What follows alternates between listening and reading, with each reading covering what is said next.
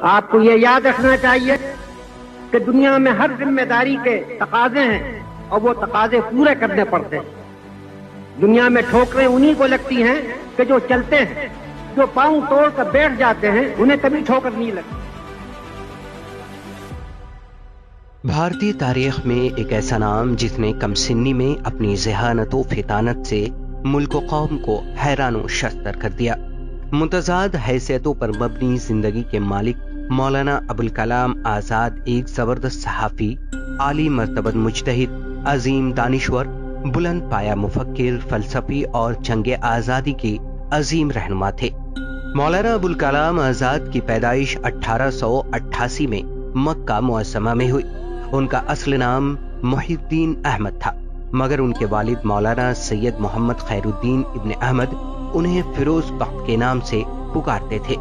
اپنے والد سے ابتدائی تعلیم حاصل کرنے کے بعد آزاد مصر کی مشہور درسگاہ جامعہ ازہر چلے گئے، جہاں انہوں نے مشرقی علوم کی تکمیل کی۔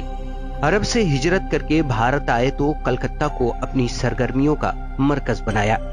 یہیں سے انہوں نے اپنی صحافتی اور سیاسی زندگی کا آغاز کیا۔ انہوں نے یہیں سے 15 برس کی عمر میں لسان الصدق جریدے کی ارادت کی اور سن 1912 میں 20 برس کی عمر میں الہلال کے نام سے ایک ہفتہ وار اخبار نکالا۔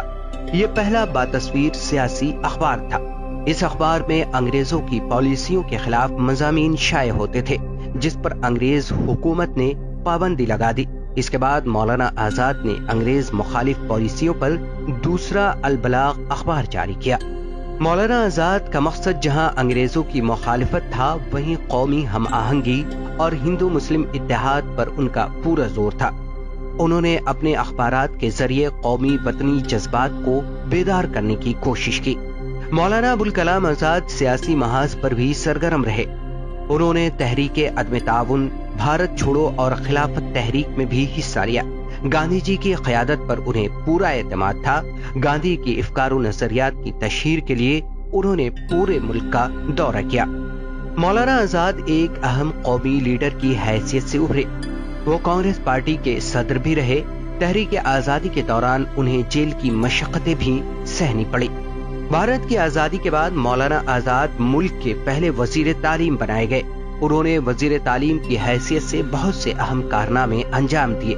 یونیورسٹی گرانٹ کمیشن اور دیگر تکنیکی، تحقیقی اور ثقافتی ادارے انہی کی دین ہے۔ مولانا آزاد صرف ایک سیاستدان نہیں بلکہ ایک صاحب طرز ادیب، بہترین صحافی اور مفسر بھی تھے۔ انہوں نے شاعری بھی کی، انشائیے بھی لکھے، سائنسی مضامین بھی تحریر کیے، علم و تحقیقی مقالات بھی لکھے، قرآن کی تفسیر بھی لکھی۔ غبار خاطر، تذکرہ، ترجمان القرآن ان کی اہم تصانیف ہیں۔ مولانا نے اپنی کتاب غبار خاطر قلعہ احمد نگر میں قید کے دوران تحریر کی تھی، جسے مالک رام جیسے محقق نے مرتب کیا اور ساہتیہ اکادمی نے اسے شائع کیا۔ مولانا آزاد اپنے عہد کے خداداد صلاحیتوں کے مالک شخص تھے، جس کا اعتراف پوری علمی دنیا کو ہے، اور اسی ذہانت، لیاقت اور مجموعی خدمات کے اعتراف میں انہیں بھارت رتن سے نوازا گیا تھا۔ مولانا آزاد کا انتقال 2 فروری 1958 کو ہوا۔ اردو بازار جامع مسجد دہلی کے احاطے میں ان کا مدفن واقع ہے۔